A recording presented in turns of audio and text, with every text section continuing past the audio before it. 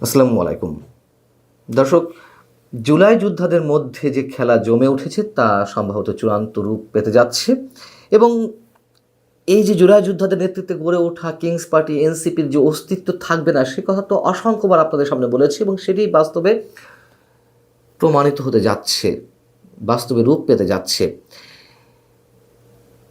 জুলাই যোদ্ধাদের তাত্ত্বিক গুরু হিসেবে আমরা যাকে চিনি বা জানি, উপদেষ্টা পরিষদের সাবেক সদস্য মাহফুজ আলম এবার মুখ খুলেছেন। তিনি খোলামেলাভাবে অনেক কথা তুলে ধরেছেন। তিনি তার ভেরিফাইড ফেসবুক পেজে একটি স্ট্যাটাস দিয়েছেন, তার মধ্য দিয়ে তিনি এনসিপির সঙ্গে সব ধরনের সম্পর্ক ছিন্ন করার ইঙ্গিত দিয়েছেন, নতুন আরও বেশ কিছু বিষয়ে ইঙ্গিত দিয়েছেন। এবং এই মাহফুজ আলম তো ডক্টর মোহাম্মদ ইউনূস সাহেবের অনেক পছন্দের ব্যক্তি। প্রধান উপদেষ্টা মাহফুজ আলমকে সারা বিশ্বের সামনে মাস্টার মাইন্ড হিসেবে তুলে ধরেছিলেন, পরিচয় করিয়ে দিয়েছেন। আবার এইসব মাস্টার মাইন্ডদের পেছনের শক্তি হিসেবে কে কাজ করেছেন, ডক্টর ইউনূস সাহেবের কতটা সহযোগিতা ছিল সেগুলো আমরা আপনাদের সামনে প্রমাণ হিসেবে উপস্থিত করেছি। 2-2-4 মিলিয়ে আমরা সমীকরণ মেলানোর চেষ্টা করেছি। কিন্তু আরও একটি প্রশ্ন আছে, এখনো পর্যন্ত একটা বিশেষ শক্তি এই জুলাই যোদ্ধারা যে নানান ধারায় বিভক্ত হয়ে পড়েছে, কোন অংশকে মদদ দিয়ে যাচ্ছে, কোন অংশকে যে মদদ দিয়ে যাওয়া হচ্ছে আর কোন অংশ যে শক্তিশালী হওয়ার চেষ্টা করছে তা আমাদের কাছে স্পষ্ট। যারা এখনো পর্যন্ত সামনের সারিতে আছেন মোটামুটি আমাদের বুঝতে কষ্ট হয় না তারা কারা। নিশ্চয়ই সেই খেলা আরও কিছু দূর যেতে পারে, তবে চূড়ান্ত পরিণতি আমরা জেনে গেছি। যাই হোক, মাহফুজ আলম তার ফেসবুক পেজে যে স্ট্যাটাসটি দিয়েছেন তা একটু আপনাদেরকে পড়ে শোনায়। তিনি বলছেন, নাগরিক কমিটি ও এনসিপি জুলাইয়ের সম্মুখ সারির নেতৃত্বে সংগঠিত হয়েছিল। এই দুটি সংগঠন আমরা জুলাইয়ের সহযোদ্ধারা থাকায় গত 1.5 বছর আমি চাহিদা মাত্র তাদেরকে পরামর্শ, নির্দেশনা এবং পলিসিগত জায়গায় সহযোগিতা করেছি। আমার অবস্থান স্পষ্ট, নতুন রাজনৈতিক অর্থনৈতিক বন্দোবস্ত, ফ্যাসিবাদের বিরুদ্ধে সাংস্কৃতিক লড়াই, সামাজিক ফ্যাসিবাদ মোকাবেলা, রিকনসিলিয়েশন, দায় দরদের সমাজসহ অনেক কথাই আমি বলেছি, যেগুলো আমরা জুলাই সহযোদ্ধারা উক্ত দুটি সংগঠন থেকে বারবার বলেছেন। কিন্তু তারা এগুলো ধারণ করতেন? প্রশ্ন করছেন তিনি।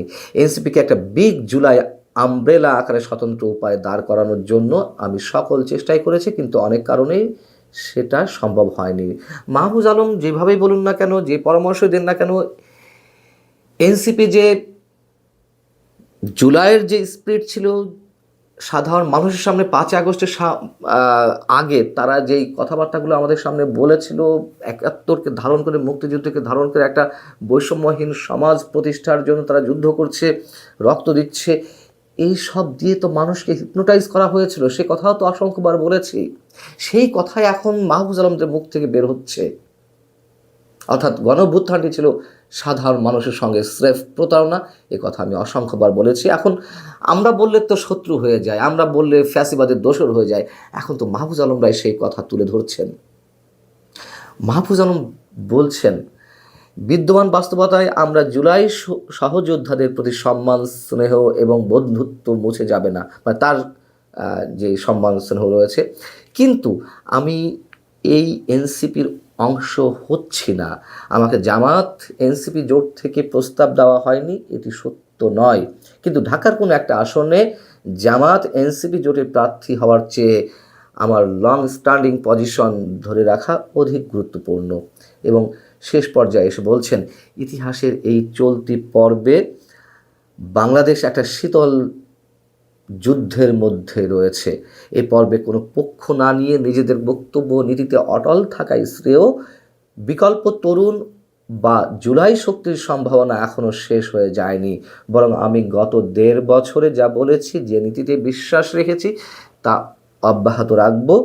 রাজনৈতিক, সাংস্কৃতিক ও বুদ্ধিবৃত্তিক সকল উপায়, if you care to join me you are most welcome. তার মানে কি?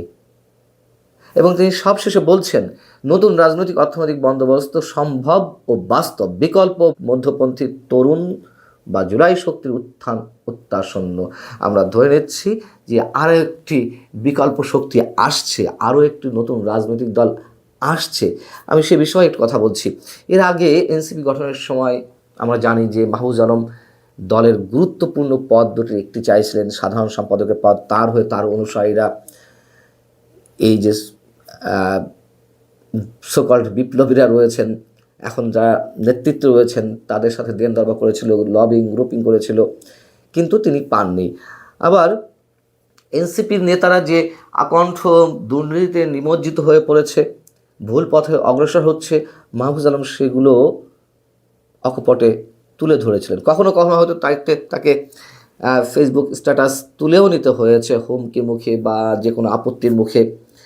এবং একথাও সত্য, মাহফুজ আলম কখনো জামাতের নীতিতে বিশ্বাসী হননি। তিনি আকারে ইঙ্গিতে জামাতের যে আদর্শ সেইগুলোকে ডিনাই করেছেন এবং মানুষের সামনে মোটামুটি পরোক্ষভাবে তুলে ধরার চেষ্টা করেছেন যে কারা বাংলাদেশকে নিয়ে খেলতে চাইছে। যদিও মাহফুজ আলমের যে রাজনৈতিক আদর্শ সেটিও বিতর্কের ঊর্ধ্বে নয় নিশ্চয়ই, এবং তাকে নিয়েও তো অনেক ধরনের বিতর্ক রয়েছে।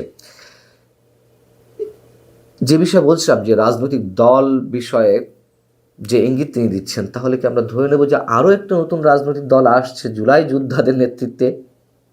এবং নির্বাচনকে সামনে রেখেই তো বনিবনা হয়নি বা নানান ধরনের মতবিরোধ গড়ে উঠেছে এনসিপির মধ্যে, এবং নানান ধরনের ব্যক্তি পর্যায়ে মানে নেতৃত্ব পর্যায়ের ব্যক্তিরা তারা দল ত্যাগ করছেন, পদত্যাগ করছেন। সেই জায়গা থেকে জুলাই স্পিরিটকে ধারণ করার জন্য নতুন একটা রাজনৈতিক দলের আত্মপ্রকাশের ইঙ্গিত দিয়েছেন। কিন্তু প্রশ্ন হচ্ছে যে নির্বাচন যদি সত্যি সত্যি হয় 12ই ফেব্রুয়ারি, এখন নতুন করে এই রাজনৈতিক দল আসলে কি তিনি নিয়ে আসবেন? নিয়ে এসে লাভ কি? এখন তার নিবন্ধন পাওয়া যাবে না, সেই সময়ও নেই, সেই পরিবেশও নেই যদি 12ই ফেব্রুয়ারি নির্বাচন অনুষ্ঠিত হয়।